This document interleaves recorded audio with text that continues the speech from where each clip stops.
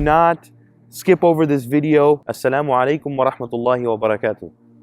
I am standing in front of what is going to be, inshaAllah ta'ala, the largest Islamic center in America. We only have a few more days left until closing. This is a very, very urgent appeal to all of my brothers and sisters, not just in America, but across the globe. We have to close by the 31st of January this year. We need to raise by the 31st of January $1 million, inshallah ta'ala.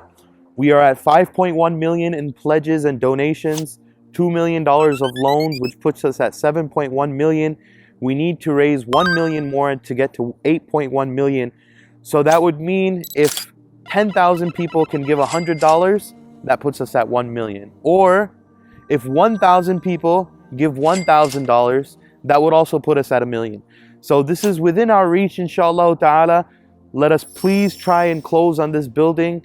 We cannot lose this deal. We want this to be the hub of America. We want this to be the hub of learning. We want this to be the hub of knowledge. So please help us secure this building and donate today. Do not skip over this video without donating. Jazakumullahu khairan. Wassalamu alaikum wa rahmatullahi wa barakatuh.